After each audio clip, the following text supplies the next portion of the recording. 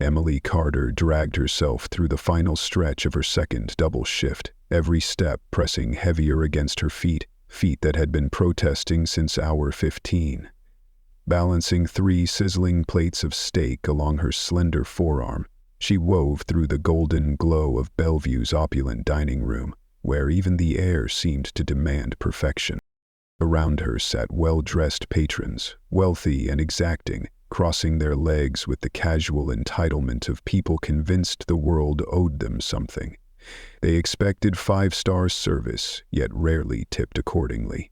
To them, someone like Emily wasn't a person, she was part of the backdrop. Another blurred face serving their curated lives. "Table 7 wants another bottle of Chateau Margaux," Jake murmured as he brushed past her in the narrow hallway connecting the kitchen to the dining floor. A corridor that might as well have been a boundary between 2 entirely different realities. "And Mr. Reynolds at table 12 says his fillet's overcooked."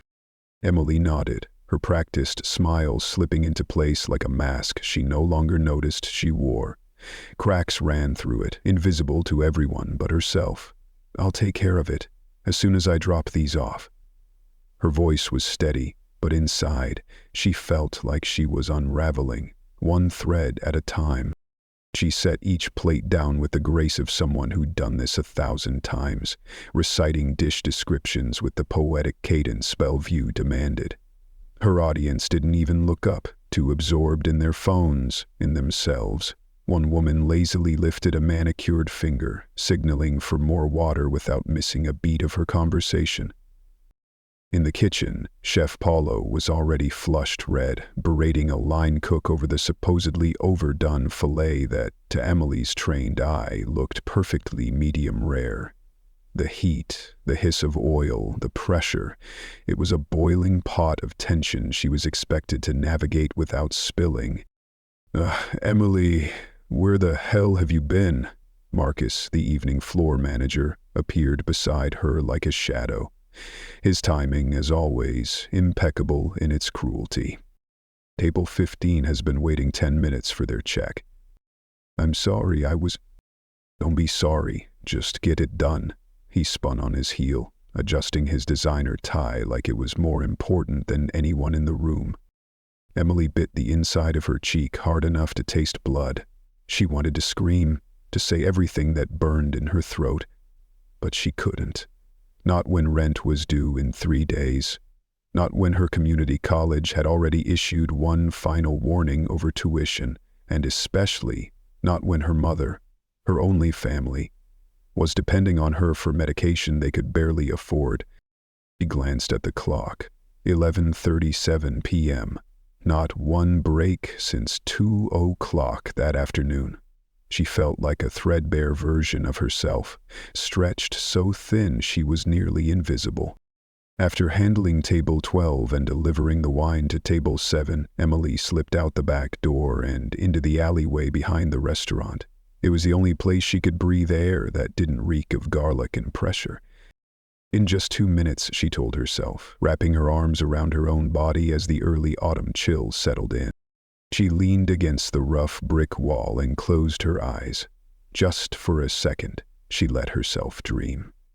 A different life, one where she wasn't exhausted to the bone, one where her mother had health insurance, one where she didn't have to choose between groceries and textbooks. Then came the screech of tires, like a blade tearing through the quiet. Emily's eyes snapped open just in time to see a dark sedan barrel around the alley's corner. Its headlights flared, and then came the sickening sound of impact. A man, walking with his head down, struck and thrown like a doll. The car didn't slow. It roared past, disappearing into the darkness, leaving behind only dust and the twisted figure of a man on the ground. "Oh my God!" Emily bolted toward him, her instincts overriding any sense of fear.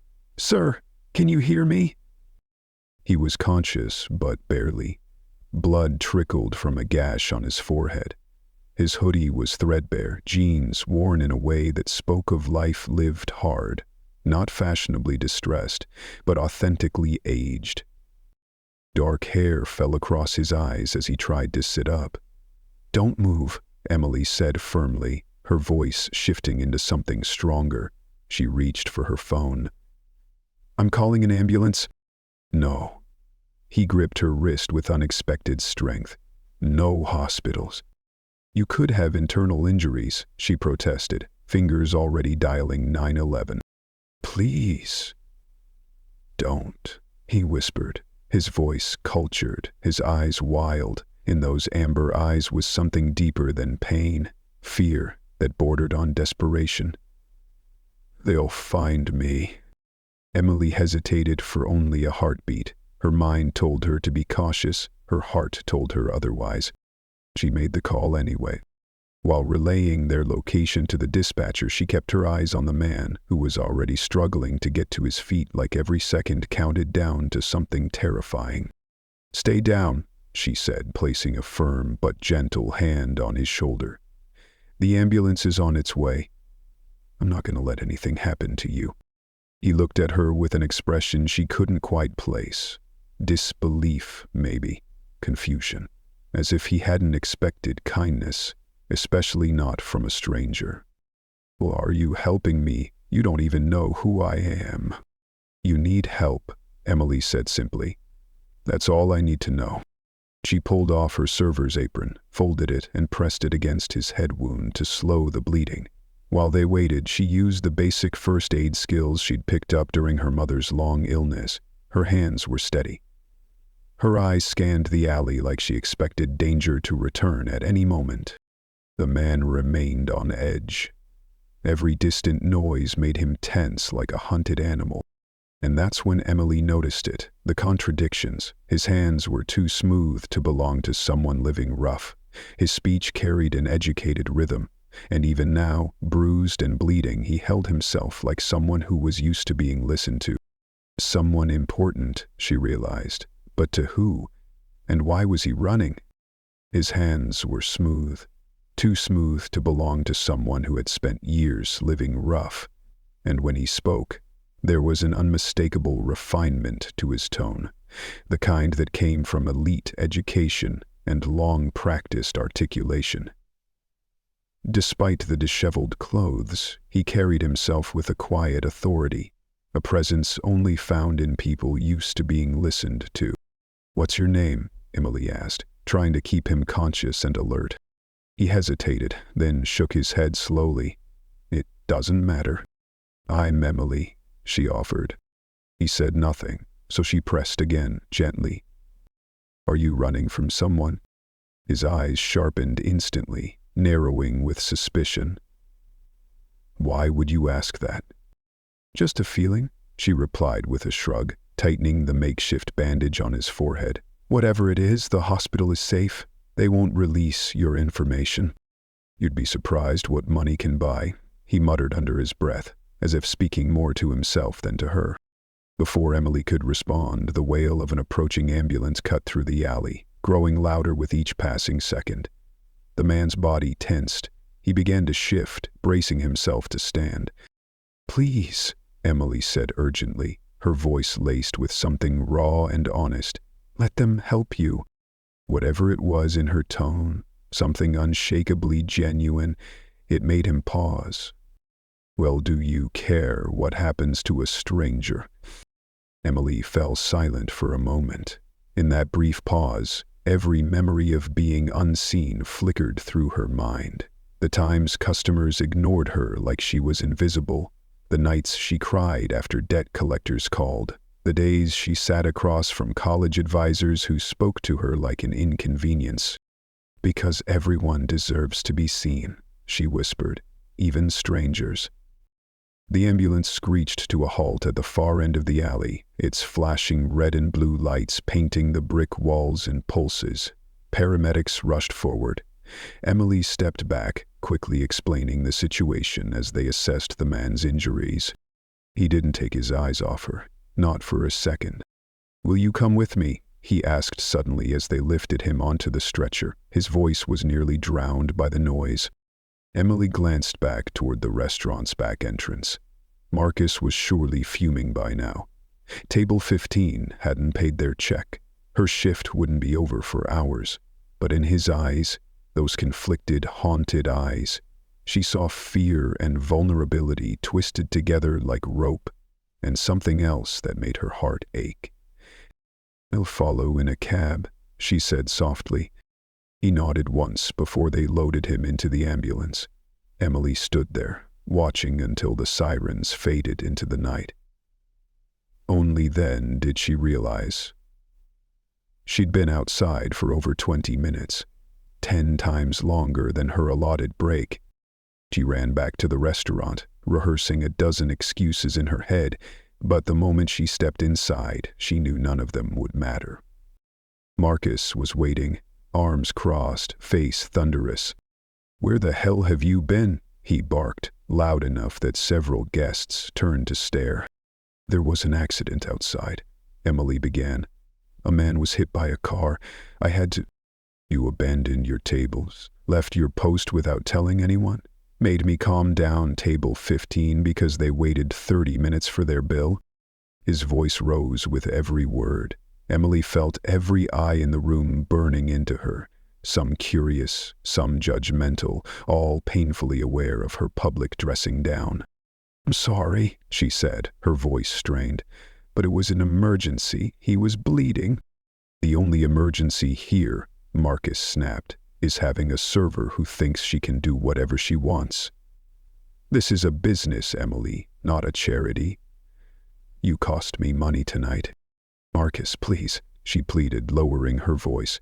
"I'll stay late to make up for it. You can clean out your locker." He held out his hand. "Give me your server badge. You're done here." The words hit her like a slap. "You're firing me? For helping someone who was hurt?" "I'm firing you for walking off the floor and making my restaurant look like a joke." Emily's hands trembled as she unpinned the name tag from her blouse. 3 years at Bellevue. 3 years of double shifts, late nights, and smiles forced through exhaustion were ending because she'd chosen kindness over protocol. As she dropped the badge into his hand, her gaze met that of an older man sitting nearby. He looked distinguished, silver at the temples, eyes sharp. Unlike the rest, he wasn't watching out of idle curiosity. He was assessing, calculating. "You'll regret this," Emily said quietly to Marcus. He scoffed. "The only one with regrets will be you when you can't pay your rent. Good luck finding another server job without my reference." Emily lifted her chin and walked through the restaurant, past the gawking patrons and whispering servers. She didn't cry. Not there. Not for them. Only when she was in the backseat of a cab heading to the hospital did the tears come. 3. Exactly 3. Then she wiped them away. She couldn't afford to break down. Not now. Not when her mother needed medication. Not when she had no job. No safety net. But as the lights of the city blurred past the window, she didn't think about the job she'd lost. She thought about the man with the haunted eyes, the one who had asked her if she would come with him. She had said yes, and if a promise was all she had left, then it was a promise she would keep. The cab pulled up to the emergency room. The future might be uncertain, might even be crumbling, but right now someone needed her, and for the first time in what felt like forever, someone had truly seen her. "He's not running from the law," Emily said with conviction, even though she had no proof beyond instinct. "There's something else, like he doesn't belong in that alley, or in those clothes." Mia let out a soft laugh as she grabbed her bag. "While you're busy solving your mystery, man, I'll look into free labor lawyers. Call you later, okay?" The door clicked shut behind her. Emily opened her laptop. The string of digits in her bank account held her still for a moment, the weight of the world pressing against her chest. She typed into the search bar, "hit and run downtown." Nothing came up. She tried variations, cross-checked locations, but it was as if that night had never happened. No news reports, no eyewitnesses, no record at all. Elsewhere in the city, in a private suite at Stanton Medical Center, Liam Stanton sat upright with a groan as the deep bruise along his ribs throbbed again. Each breath was a reminder of how close he had come to dying that night. "You should have stayed in the hospital," Dr. Winters scolded, arms crossed. "I've already overstayed my welcome," Liam replied, "and it's only a matter of time before someone there recognizes me. It's been 3 years. How long are you going to keep hiding from your father?" Liam clenched his jaw. "Until I know for certain that Stanton Industries deserves to survive." For the past 3 years, Liam had lived under an assumed identity, infiltrating his own father's company, the empire he was once set to inherit. His mission, to uncover the dark truths buried beneath the gleaming surface. Environmental violations, bribed officials, slashed safety regulations, all sacrifice for profit. Last night had been a mistake. He let his guard down while tracking a board member. The hit and run wasn't random. It was a warning. Then there was Emily, the young waitress who didn't hesitate when she found him bleeding in an alley. Her selfless kindness, given without knowing his name or background, had shaken something loose in him. In a world that had taught him to doubt everyone, she had shown him the rarest kind of trust. His phone buzzed. A news alert. His father's face lit up the screen under the headline, "Richard Stanton announces bold new community initiative." The speech was full of all the things Liam had once begged his father to care about. Ethical reform, social responsibility, sustainability. Suddenly, Richard Stanton was a media darling. "Looks like he's changing," Dr. Winters remarked. "Or hiding something even bigger," Liam murmured. Meanwhile, in the executive office at the top of Stanton Tower, Richard Stanton watched surveillance footage from the hospital. On the screen, a young woman in a server uniform sat quietly by a hospital bed, her hand clasped around someone else's behind the curtain. Even without sound, the tenderness in her every movement was unmistakable. "That's her," confirmed the head of security, Emily Carter, 20 years old, worked at Bellevue until last night, fired for leaving her shift, part-time student, mother has a chronic illness, financially unstable. Richard said nothing. He kept his eyes on Emily's image. Those determined eyes, unshaken even as the world seemed to close in on her. Confirmed ID on Liam? Facial recognition matches. He left the hospital 17 minutes after she arrived. Richard's expression shifted. Concern, then frustration, then curiosity. "Prepare the jet and call Bellevue. I want to speak with the manager who fired her." "You're canceling the board meeting?" Richard straightened his tie, gaze sharp as a scalpel. "I need to meet Miss Carter." Less than 3 hours later, he had her full dossier in hand. Stellar grades, tireless work history, no debt beyond student loans. Despite her meager income, she donated blood regularly, volunteered, and organized food drives for struggling co-workers. Bellevue had fired her for helping a bleeding stranger. "Marcus Reynolds," Richard muttered. Status: 3 harassment complaints swept under the rug, skimmed tip money from staff for nearly a year. "We'll buy Bellevue," Richard said, eyes narrowing. "It'll be easier to fire him if I own the place." "You're planning to land the jet on a public field?" "Exactly, Janet. Some things deserve to be announced with clarity." Across the city, Liam answered a call from Dr. Winters. "Your father just left the tower. The jet's heading toward near West Ridge Apartments." "How did he find out about Emily?" "Hospital cameras." "You're not exactly the best at staying anonymous." Liam shot up, the pain in his ribs forgotten. "I have to warn her." At that moment, Emily was walking home from yet another failed job interview. 3 applications submitted, 0 callbacks. As she turned onto the familiar street leading to her apartment, the scene ahead brought her to a full stop. A crowd had gathered near the community garden, heads tilted upward. Someone called out, "Private jet, fancy one?" Emily slipped through the fence line, edging past neighbors to the wire gate. Above, a gleaming white jet with gold trim was descending slowly onto the small grass field near the apartment complex. She blinked, stunned. What the hell is going on? Somewhere deep inside her, Emily felt it, that strange, undeniable sensation that her life had just veered into a completely different chapter. She stood frozen, surrounded by a murmuring crowd. Her neighbors, equally stunned, stared in disbelief as the door of the luxurious white jet swung open and a staircase unfolded smoothly, like a scene out of a movie. A tall man stepped out first, silver-haired, impeccably dressed in a suit that probably cost more than Emily's entire 4-year college tuition. Sunlight glinted off the flawless tailoring, highlighting a composed demeanor and the kind of commanding presence that made the crowd instinctively fall silent as he crossed the grass, heading toward the community garden gate. Close behind him was a woman in a sharp business outfit, clutching a tablet and matching his pace without missing a step. Emily recognized the man instantly.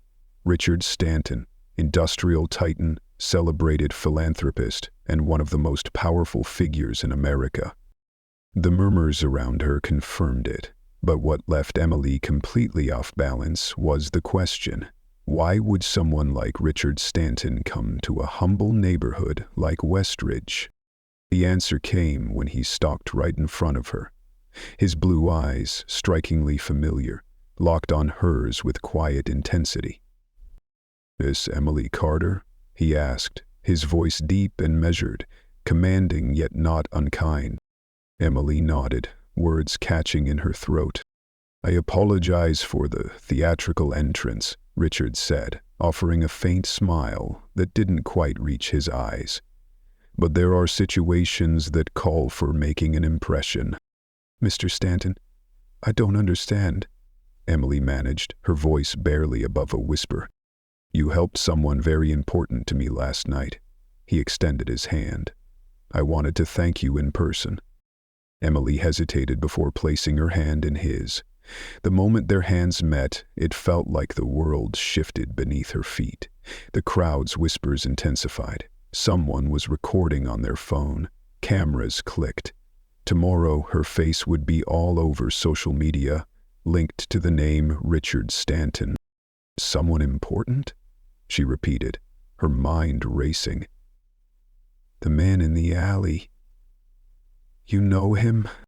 Something flickered across Richard's face. Pain? Guilt? "May we speak privately?" he asked gently. Emily glanced back toward her ground-floor apartment, suddenly hyper-aware of its shabby state. The mismatched furniture, the water-stained ceiling her landlord had ignored for 6 months, the medical bills cluttering the kitchen counter. "Of course. Would you like to come in?" "That would be lovely." As they walked toward her building, Emily felt as if reality had slipped into a dream. Just yesterday she was a fired waitress drowning in rent and medical debt. Now a billionaire had landed a private jet in her backyard just to say thank you. In the shadows of the dispersing crowd, unnoticed by most, a hooded figure watched intently. Amber eyes, identical in color to Richard's, narrowed in concern. Liam Stanton had arrived too late to stop his father. Now all he could do was watch, anxious that Emily might become collateral damage in the hidden war still raging within the Stanton family. Emily's hands trembled slightly as she unlocked her door. Her modest apartment lay bare before one of the richest men in the state. The worn couch, the faded textbooks, the unpaid bills stacked neatly in quiet shame. "Sorry about the mess," she said instinctively, sweeping her books off the couch. "I wasn't expecting company." Richard surveyed the room with genuine interest, not judgment. "Reminds me of my first place after college," he said. Emily doubted that, but appreciated the sentiment. "Can I offer you something to drink?" "I've got water, coffee, or orange juice that expires tomorrow." "Water is fine, thank you." When she returned with 2 glasses, Richard sat poised on the edge of the couch, his expression shifting to something more serious. "Miss Carter, I understand you were fired last night for helping an injured man." Emily froze. Richard added quickly, "I make a habit of being thorough."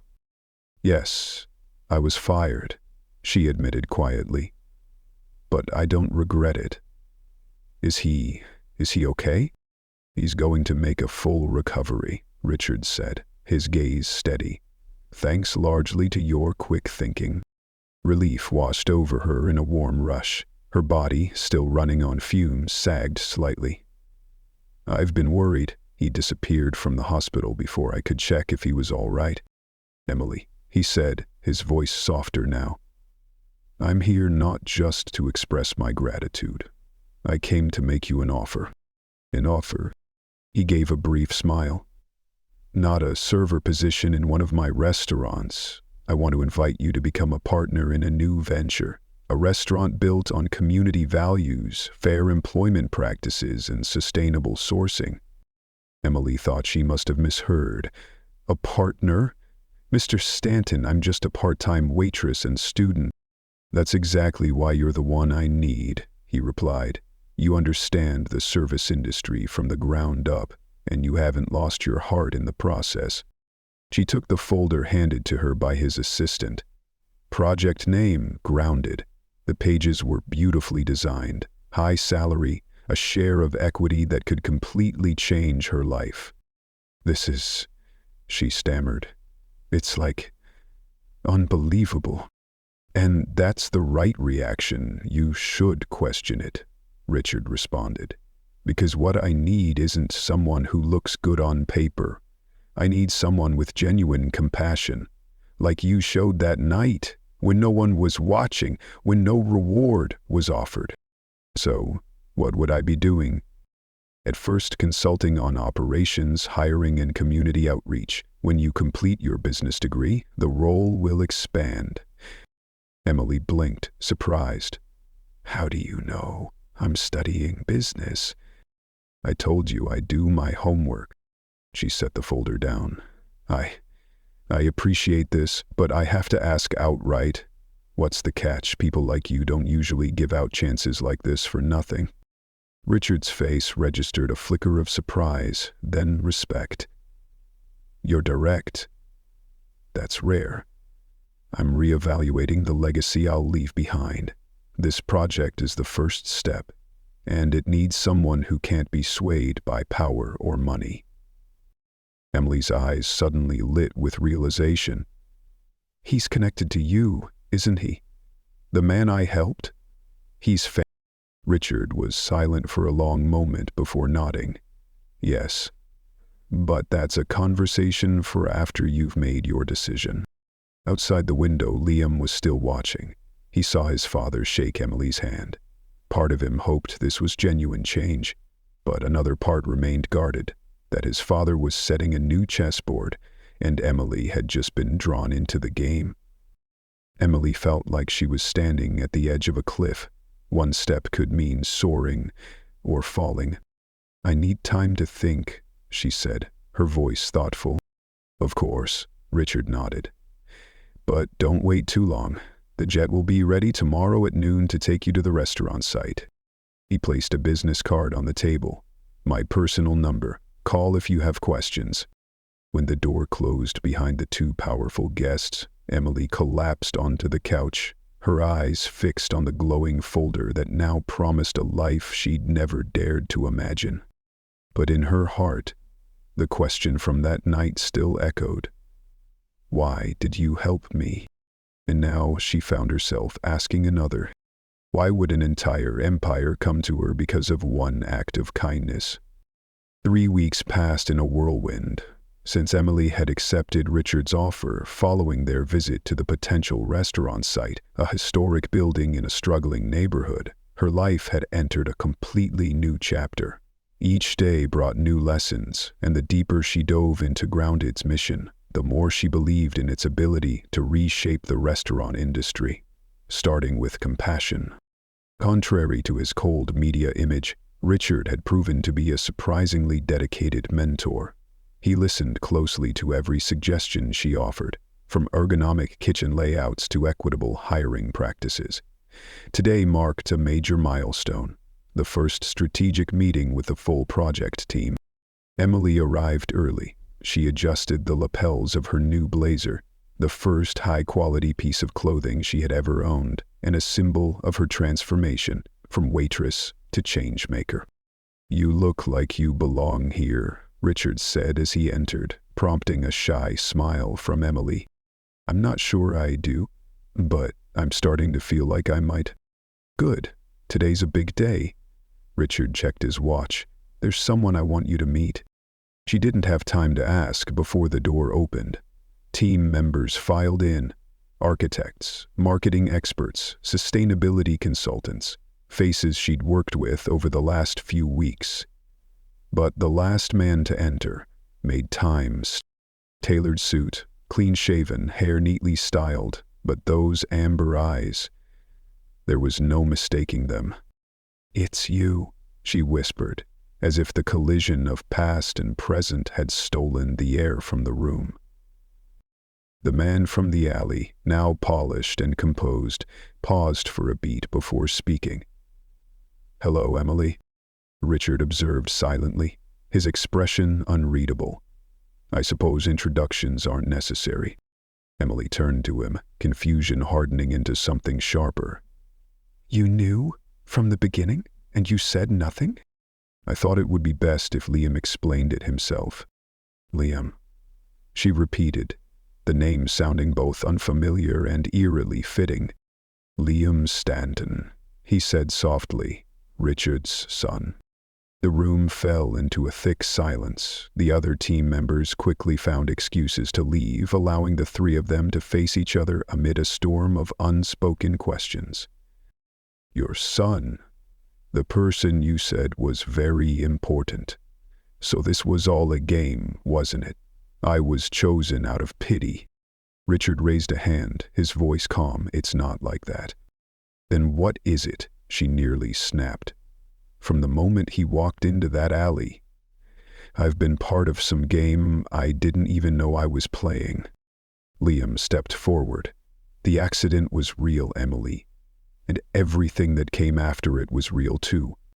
She looked straight at him, those same amber eyes as that night, but this time they held a sincerity that made her pause.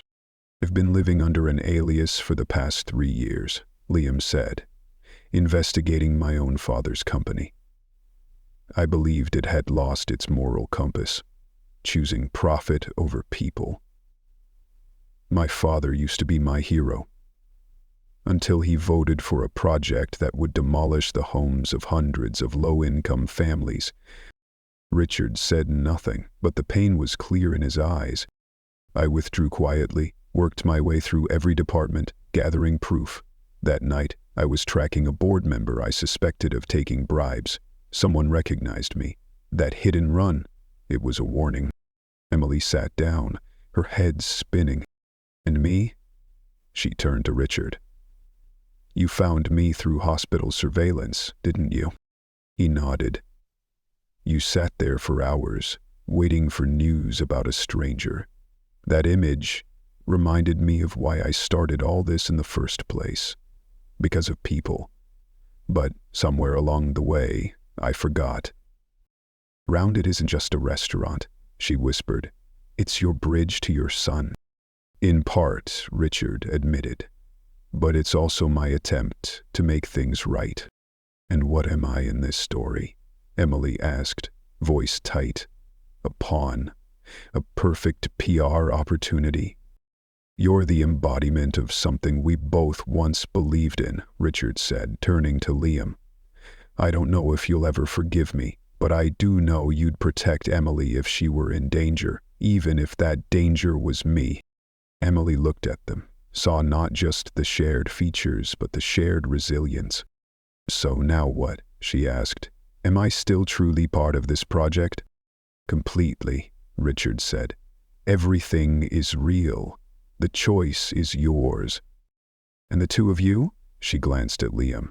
"Am I the reason you're even in the same room?" "No." Liam shook his head. "I watched from a distance because I wanted to make sure he wasn't using you." "And she stood, her voice trembling slightly. "I need time. You've both been playing chess. I didn't even know I was on the board." "Emily," Liam stepped toward her. "No," she cut him off, calm but firm. "Thank you for the truth." but I need to decide if I can trust either of you." She gathered the documents and left with her head held high, leaving both men behind with the same expression, respect and concern. 6 months later, cameras flashed outside, grounded on its grand opening day. Emily, now co-owner, cut the ribbon to a wave of applause. She stepped up to the podium, voice steady and confident. "We're not just opening a restaurant, we're introducing a new model, where ethics and cuisine share the same plate." The doors opened, exposed brick walls, reclaimed wood tables, an open kitchen with staff paid living wages, and a community board highlighting local suppliers. Standing beside her, Richard whispered, "This is your vision." "It's all three of ours," Emily replied. Liam joined them, holding a tablet showing reservations booked out for 2 months. "The Community Kitchen Initiative is getting national attention." She nodded, pride radiating from her. It was her idea, to use the kitchen during off months to train formerly incarcerated individuals, giving them a second chance. "Have you seen this?" Liam handed her his phone. Headline: "Former Bellevue manager blacklisted after harassment and embezzlement investigation." Emily skimmed it, then exhaled softly. "I had nothing to do with that," Richard said quickly. "I did," Liam added. "Call it justice arriving on time. I guess everyone gets what they deserve." The server approached. "The mayor would like to meet you." Richard stepped away. Liam and Emily stood at the bar. "Did you ever imagine your life like this?" he asked. "Never. 6 months ago, I was worried I couldn't make rent. And now you co-own the most important restaurant in the country." They clinked glasses. Their hands touched, familiar, yet still enough to make her heart flutter. Late that night, Emily returned to the kitchen, helping the staff wipe down tables. "Old habits," she smiled. "That's why they respect you," Liam said. "You never forgot where you came from."